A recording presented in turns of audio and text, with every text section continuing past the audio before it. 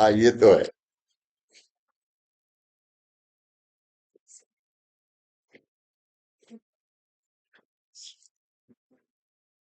एक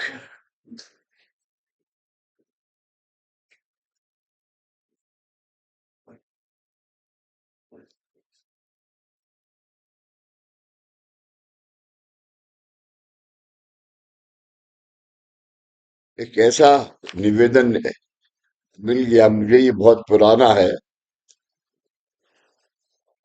तो उसको जरूर आप सुनिए और सोचिए अपने आप में। आज हम लोग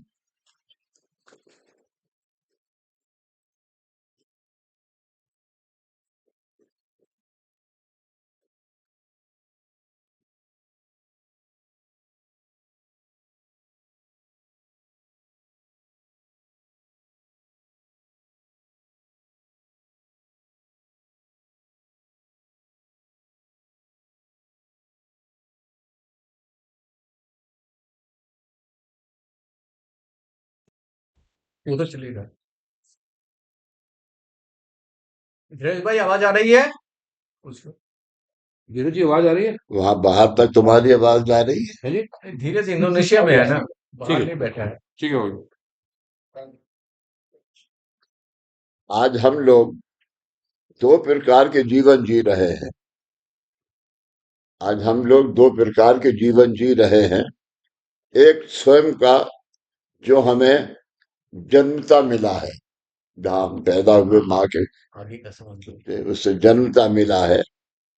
और दूसरा कोई। एक स्वयं का जो हमें जन्मता मिला है, और हमारा दूसरा जन्म वह है जो है हमारे आसपास के परिसर में रहने वाले अन्य लोगों के जीवन से तुलना करके वैसा ही अच्छा जीवन प्राप्त हो, ऐसी ऐसी अपेक्षा करते रहते हैं।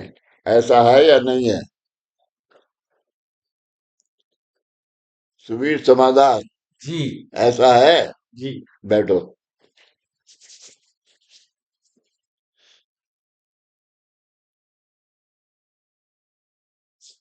हम सोचते हैं कि फलाने व्यक्ति के पास फलानी वास्तु है, इसलिए वह मुझसे अधिक सुखी है, खुश है, और मेरे पास वह वस्तु नहीं है, इसलिए मैं दुखी हूं, असंतुष्ट हूं।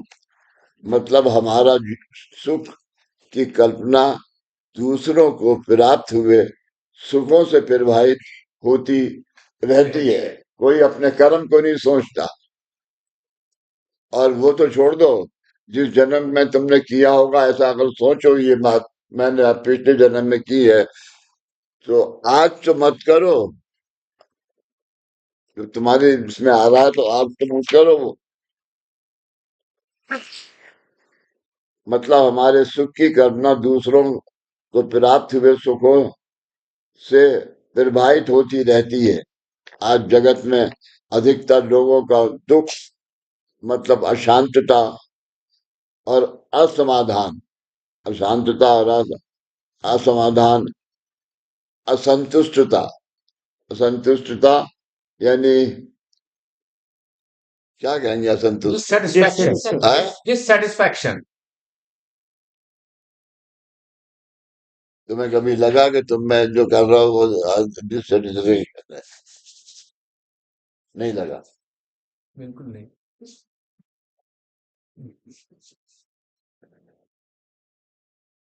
आज समस्त विश्व में, राष्ट्रों में, समाज में, परिवार में और हमारे देह में भी शांति और समाधान की कमी है।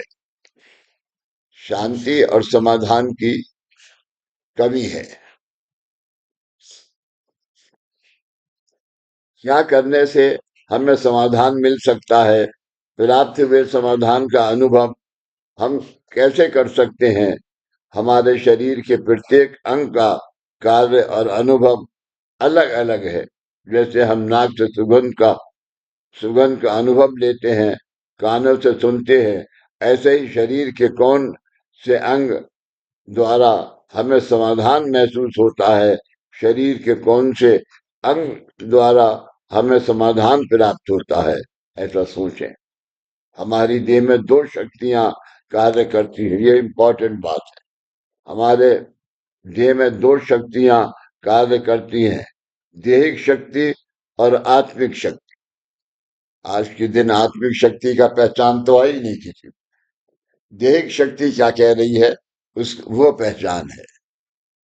आज जो सुना वो अच्छा है, लेकिन उसके करने से जो इसने करा वो तुम नहीं कर सकते, जो मैंने करा वो तुम नहीं कर सकते।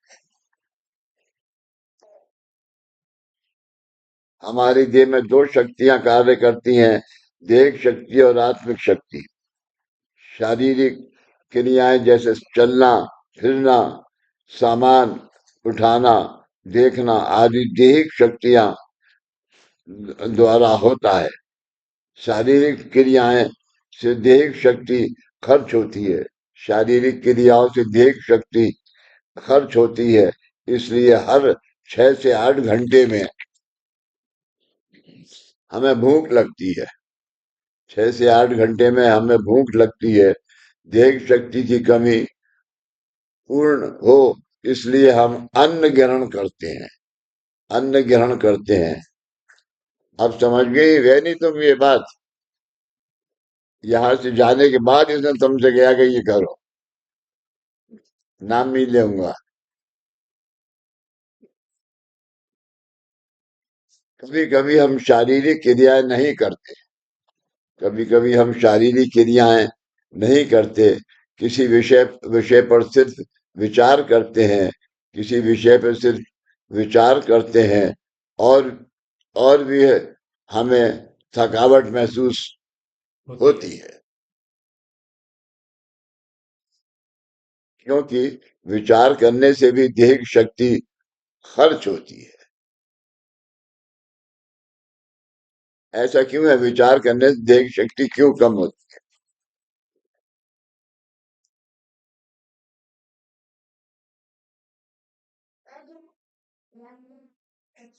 जादू जादू जादू किए जा रहा है। है? कौन बोलना?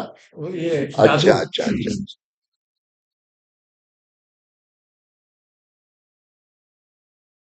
भाई आज अभी जरा देर लगे, बैठ जाओ, प्रसाद भी लेके जाना है। अच्छा अच्छा।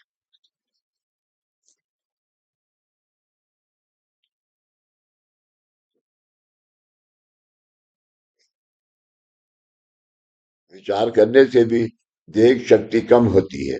आत्मिक शक्ति से चैतन्य धारणा, आत्मिक शक्ति से चैतन्य धारणा, समाधान, ये क्रियाएं होती हैं। आत्मिक शक्ति से समाधान, आत्मा क्रिया, ये शक्ति हो समाधान। सबसे इंपॉर्टेंट है समाधान, सेटिस्फैक्शन, जो कि जिसकी कमी बहुत है। किसी के अंदर नहीं है समाधान की कमी। आशीर्वाद की धारणा, विद्या की धारणा और कर्म की धारणा भी हमें आत्मिक शक्ति द्वारा होती है। हमें आत्मिक शक्ति कहाँ से मिलती है? देव देविक उपासना, वैदिक उपासना, सत्कर्म और सत्कृत तथा जीवन जीते समय काया वाचा मन एक रूप करके किए गए कार्यों से हमें अधिक शक्ति प्राप्त होती है। हमें अधिक शक्ति प्राप्त होती है। फिर से पढ़ना हो ये, आत्मिक शक्ति से चैतन्य धारणा समाधान, चैतन्य धारणा और समाधान आत्मिक शक्ति से। तो हम आज ये कोई मेरे ख्याल से 10 साल के बाद ये पढ़ना होगा। लेकिन आज के दिन ये कहने का पर्पज ये है कि भाई आज तुम नए साल में रख रहे हो, कदम रख रहे हो। दादा किस कितनी बड़े बड़े चीजें लाते थे दादा। चलो भाई। और वो जानते थे कि किसकी किसकी नीयत क्या है। खड़ा हो जा, ले आ, ये तुझे मैं दूंगा। तो वहीं लेके दादा के पास से खाता चला जाता था। तो आप पीछे वालों को दादा कहते, देख लो।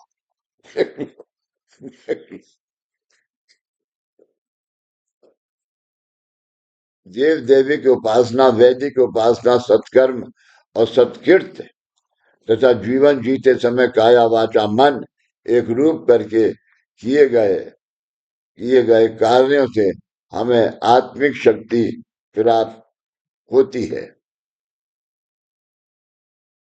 जैसे जैसे हमारी आत्मिक शक्ति बढ़ती जाती है, जैसे जैसे हमारी आत्मिक शक्ति बढ़ती जाती है, हमें समाधान का अनुभव होने लगता है। हमें समाधान का, this is the most important thing, समाधान का अनुभव होने लगता है। मैं आरती नहीं कर सकता था। जरा, मैं आरती नहीं कर सकता था मैं, लेकिन मैं बैठ गया। मैं माधव किस लिए बैठा, कि जैसे मैं ही कर रहा हूँ आरती। क्यों बैठा मैं?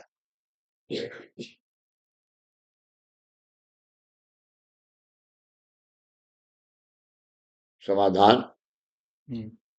मैं क्यों बैठा? ताकि जो दुआ धारण होगी आज की पहला दिन, वो दुआ धारण आपके माध्यम से दूसरों को मिले। कैसे ताकि, पता तुम्हें कि मेरा क्योंकि माध्यम आपके इतना? माध्यम में जितना धारण होगा हमारे माध्यम में वो धारण हो नहीं ये सकता है। नहीं हो सकता। हो नहीं सकता, तो मुझे तो धारणा हो गई। तो नहीं नहीं, तो तुम आज सुबह तुम आज सुबह 5 बजे से लगे हुए हो, और मैं तो 9 बजे आया हूँ यहाँ पर। आपके बस 2 सेकंड्स में हो जाती है। हमारी दिन भर की साधना करने पे भी थोड़ी थोड़ी होती है। तो तुम्हारे पास शक्ति बहती हुई है पानी की तरह। नहीं, जो आती है वो रहती है और धीरे धीरे जाती है। क्यों भाई, ये क्या कह रहा? आत्मिक शक्ति जरूर आती है। जैसे जैसे हमारी आत्मिक शक्ति बढ़ती जाती है, हमें समाधान का अनुभव होने लगता है। बिल्कुल होता है। अभी जो कुछ भी पाया वो काफी है। मुझे मुझे ये महसूस हुआ कि ये निधीश है, ये इसको दूसरी आरती आती है, माधा को तीसरी आती है, इनको इसकी आती है। तो वो ठीक नहीं होगा। जरा, बाबूजी तुम चुप बैठो, और इनको वैसे इनको मिलके करने दो। तो अच्छी आरती हुई, बहुत अच्छी हुई। जिसने गया,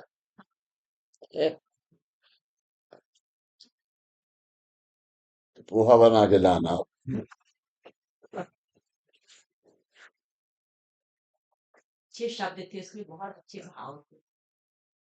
सब अच्छे अच्छे थे, सब जैसे जैसे हमारी आत्मिक शक्ति बढ़ती जाती है, अब देखो, मुझे कितना याद है कि तुम पोहा बहुत अच्छा बनाती हो।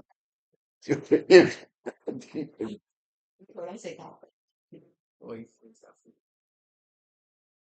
आज मनुष्य आमतौर पर 75% दैहिक शक्ति और 25% आत्मिक शक्ति, इस अनुपात से के अनुसार जीवन जी आप है। व्यतीत कर रहे हैं।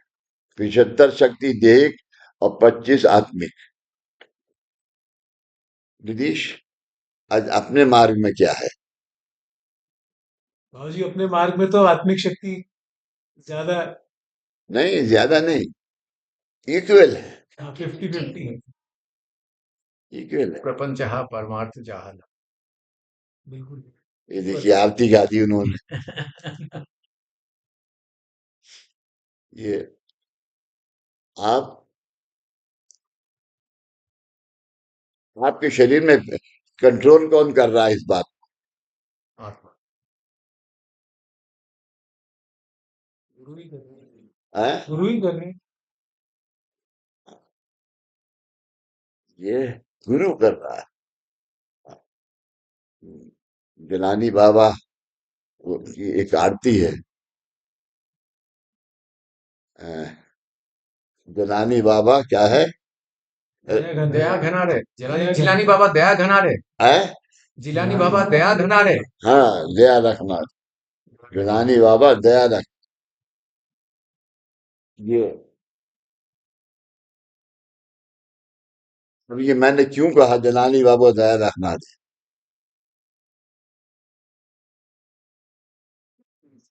जब मैंने ये सेंटर खुल गया और कामकाज के लिए मुझे दादा ने बैठाला, तो कामकाज के लिए जब मैं बैठा तो क्या हुआ?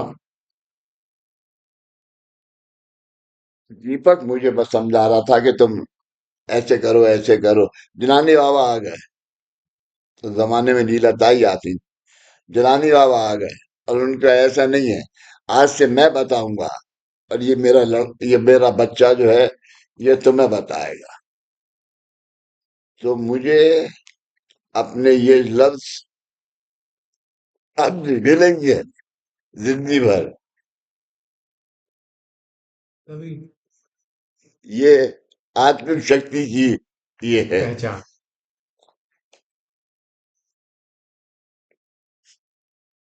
बढ़ती जाती है, हमें समाधान का अनुभव होने लगता है।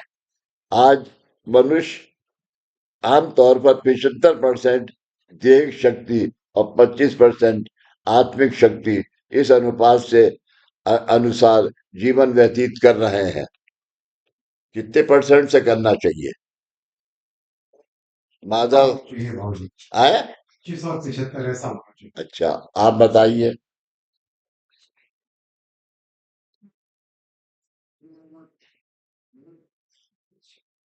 अगर 50-50 भी है तो बहुत है आज के दिन। बाबूजी माधव जी भी ठीक कह रहे हैं, इनिशियली तो वही था। नहीं वैसे नहीं, भी माधव जी उल्टा अभी कह रहे हैं कि 75 मैंने कब कह रहा है कि आत्मिक माधव? होनी चाहिए, मैंने ये नहीं 25 कहा माधव गलत दैहिक कह होना रहा है। चाहिए। हाँ, आज नहीं ठीक है। मैंने इसीलिए ये बता रहा हूं आपको कि जब मैंने अपने आप को किसी चीज के लिए मजबूर समझा तो आप लोगों को मजबूर नहीं किया कि आप मुझे कि भाई ये तो इसके मालिक वो है, इंचार्ज है, तो इनको कहोगे तुम ही करो आरती।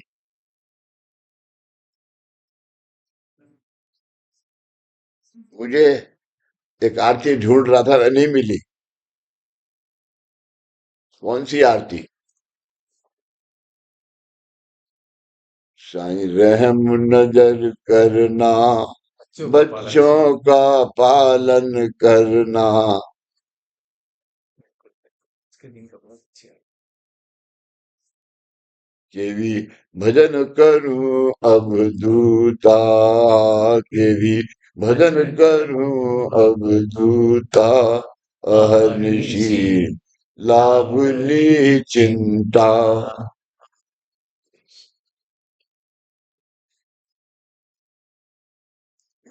आत्मिक शक्ति बढ़ती जाती है, हमें समाधान का अनुभव होने लगता है।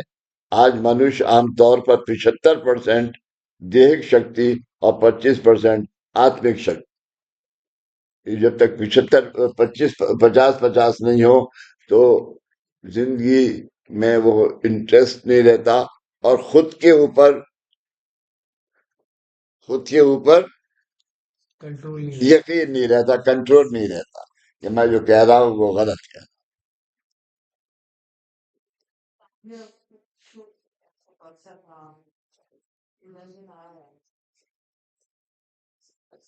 एक शक्ति और 25% आत्मिक शक्ति, इस अनुपात के अनुसार जीवन व्यतीत कर रहे हैं। अगर जीवन जीने का ये अनुपात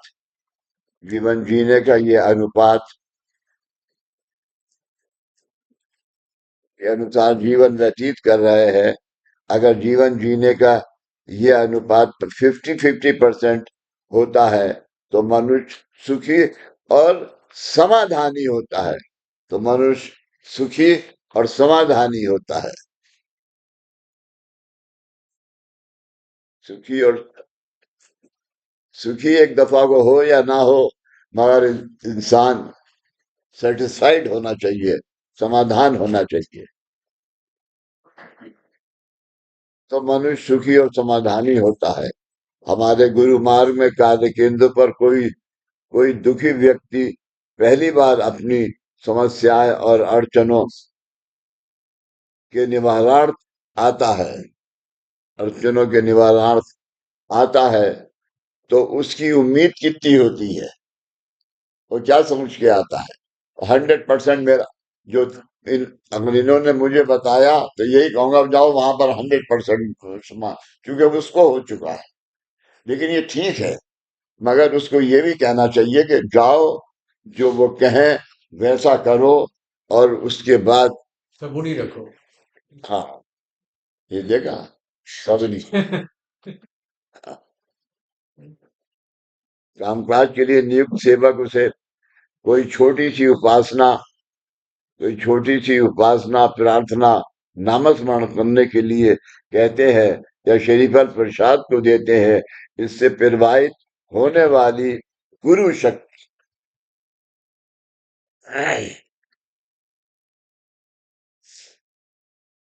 माधव,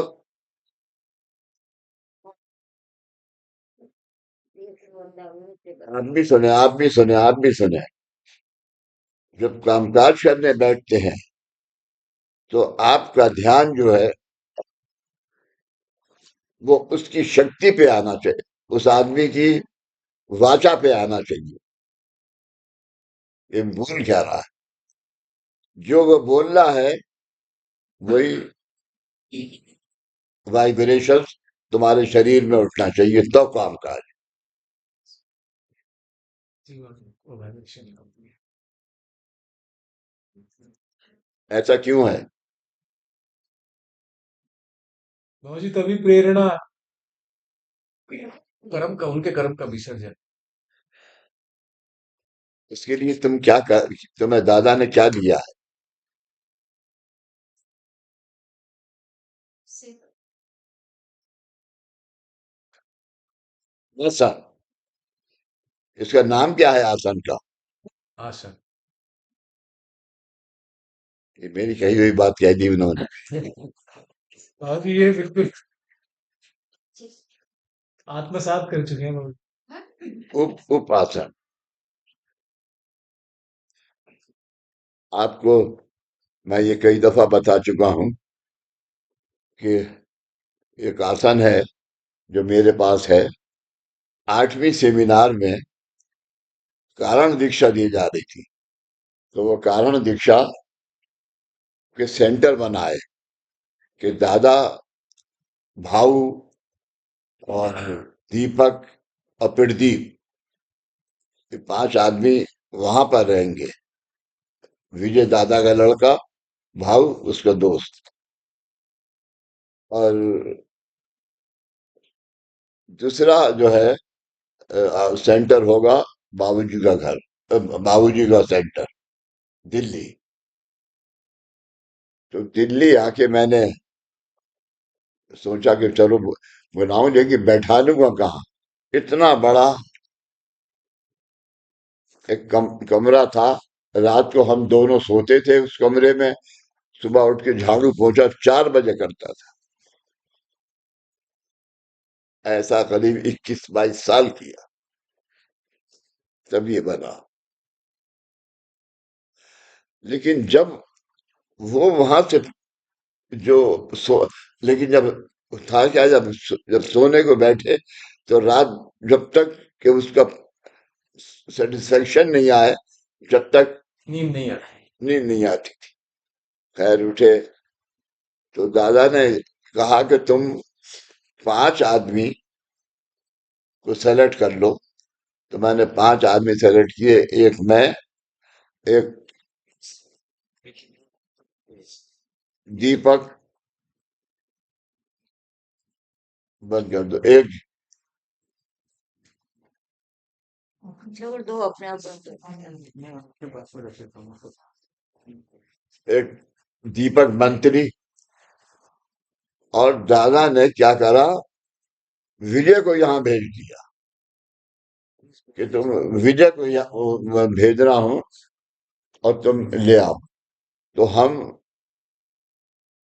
हमारे घर में इतनी जगह नहीं। तो हमारी जो छत थी, उस छत पे ले गए। जब छत पे ले गए तो 150 आदमी आ गए और जीने तक में खड़े हुए थे।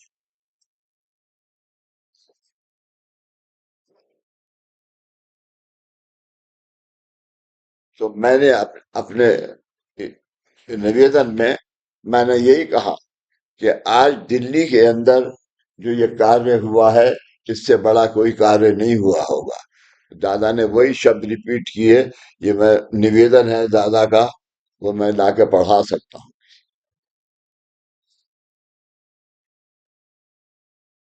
तो छत पे जाके ओमकार, 5 ओमकार करने थे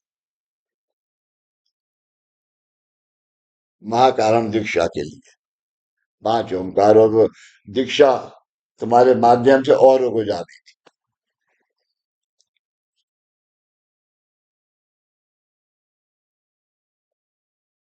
हमारे गुरु मान के कार्य केंद्र पर कोई दुखी व्यक्ति पहली बार अपनी समस्याएं और अड़चनों में निवारणार्थ आता है, तब कामकाज के लिए नियुक्त सेवक उसे कोई छोटी सी उपासना, प्रार्थना, नामस्मरण करने के लिए कहते हैं। लेकिन ऐसा दादा ने क्यों किया? सबसे सेंटर पे जो किया,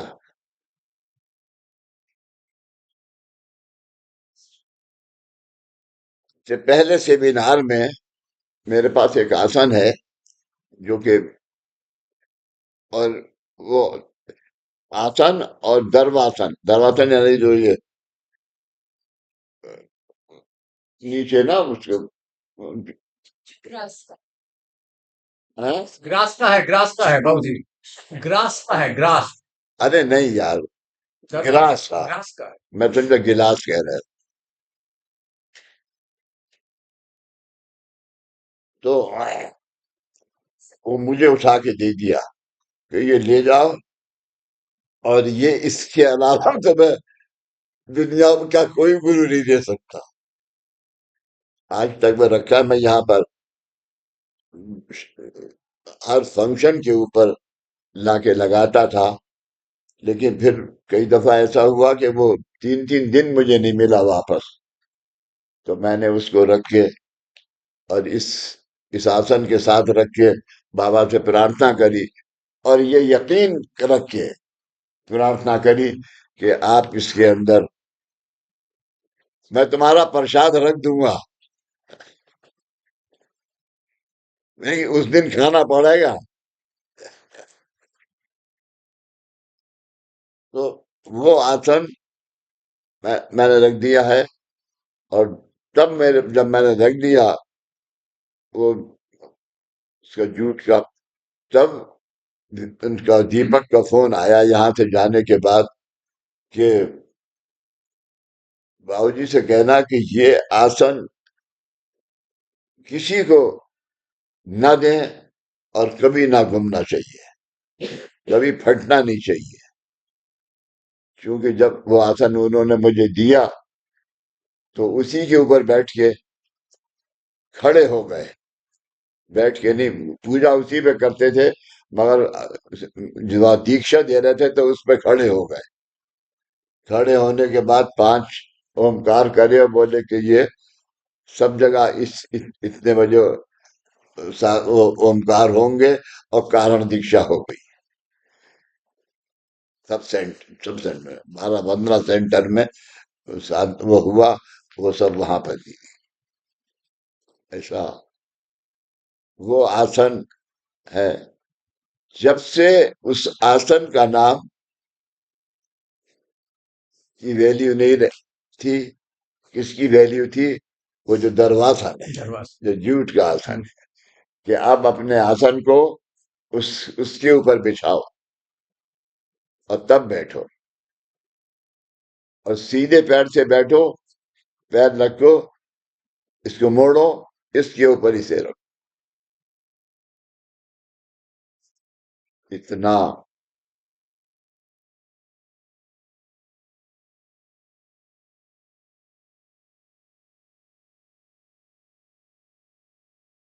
नामस्मरण करने के लिए कहते हैं, श्रीफल प्रसाद देते हैं। इससे प्रवाहित होने वाली गुरु शक्ति के कारण उस व्यक्ति उस दुखी व्यक्ति को श्री गुरु का आशीर्वाद प्राप्त होता है। ये प्रसाद क्या है? नारियल। हमारे शरीर में क्या है? पंच महाभूत तत्व। है पंच महाभूत तत्व। क्या है वो? तेज है, जल है, पानी है, पृथ्वी पृथ्वी है, वायु है, वायु, आकाश। आकाश कहाँ है? आकाश, ये जो अभी ये है, यही आकाश है। वही दिखना चाहिए ना आकाश। सर मैं तुम्हारे गले का बटन खोलूं तो आकाश नहीं है।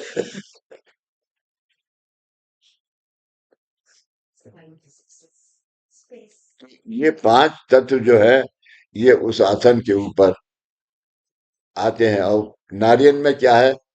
पृथ्वी, वायु, आप, तेज, आकाश। पांच। उसके बाद जूट, जूट है। उसके नीचे काली स्किन है, फिर सफेद स्किन है, और जल है, जल। फिर जल। पांच पांच अवस्थाएं इस नारियल में है। तो उसकी वो जो विचार करता हुआ आता है सिर्फ ये कहने से कि तुम्हारा इलाज वहां होगा, उस सेंटर पे चले जाओ। ये बहुत पहले होता था, अब भी होता है। तो वो नारियल सिर्फ इसलिए है। और दो पान के पत्ते किस लिए है? एक ये जन्म, एक पिछला जन्म। तुम्हारे दो जन्म का हिसाब है उसके अंदर। और सुपारी क्या है? तुम्हारी आत्मा है जो कि यहाँ पर जब आती है अपना 11 हफ्ते के बाद पूजा का हिसाब करने कि अब मुझे कोई पूजा दीजिए, मेरा ये काम इतना हुआ, इतना नहीं हुआ, या हुआ ही नहीं, या सब हो गया। जो कुछ भी आके यहाँ पर बात करता है उसके लिए ये है। पान के पत्ते हैं ये दोनों। दोनों यह जन्म और पिछला ये जन्म। दोनों जन्मों के कर्मों को, जन्म नहीं कर्मों कर्म। को एक रूप करता है।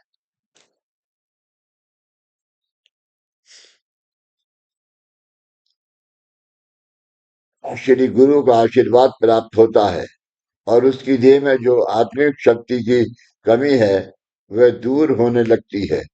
हो जाती है नहीं है, होने लगती है। कब होगी? कि जब तुम ओमकार साधना करोगे। तुम्हारे शरीर में वायु कम है, या तेज कम है, या आकाश कम है, जो कि इस नारियल में है, और जो कि गुरु की शक्ति है उसमें, वे दूर होने लगती है। इस तरह देह में आत्मिक शक्ति बढ़ने से समाधान और आनंद की प्राप्ति होती है, जो तुम्हें नहीं होती।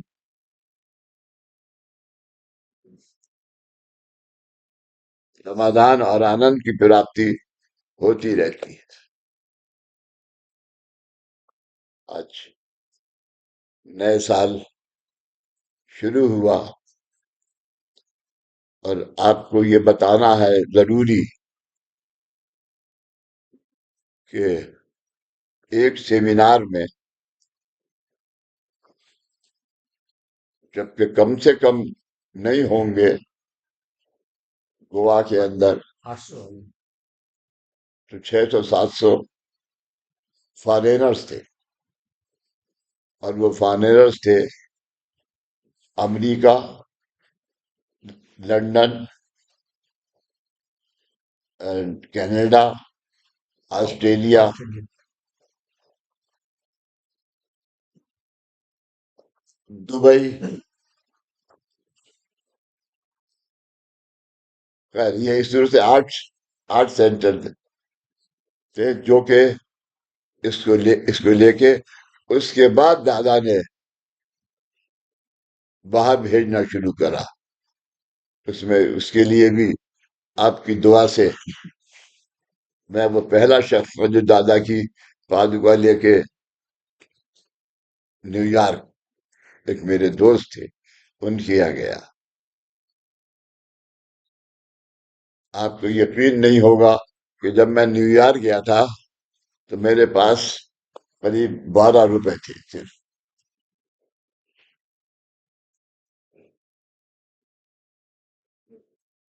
और टिकट मुझे किसने सुनी, दिलवा था कौन था, उसने क्या, कुनाडी कुनाडी मिसेस कुनाडी कुनाडी।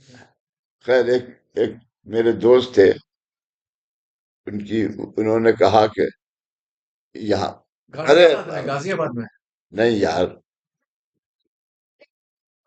है बात है बात कर डेवनपोर्ट जाने का बात कर रहे हैं, डेवनपोर्ट जाने के समय में पादुका लेकर के।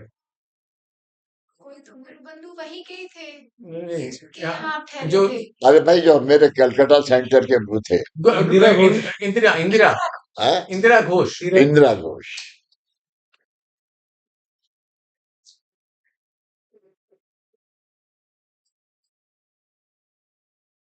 आत्मिक शक्ति की कमी है, वह दूर होने लगती है। इस तरह देह में आत्मिक शक्ति बढ़ने से समाधान और आनंद की प्राप्ति होती, समाधान और आनंद की प्राप्ति होती।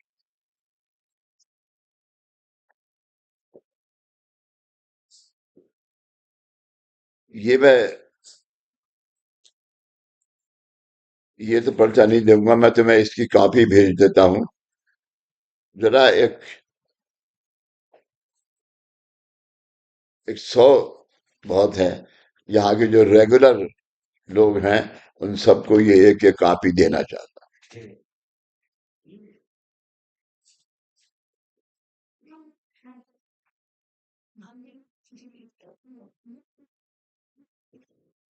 ये रख। और अरे वहां मत रख, मेरे ब्रीफ केस में रख। और कोई सवाल आज के लिए है किसी के पास?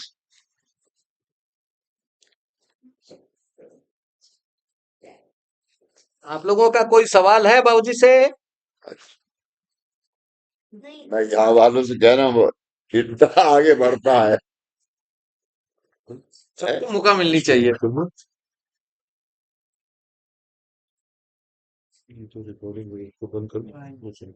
आज आज किसी का सवाल नहीं है बाबूजी, सबको 50-50 मिल गया है।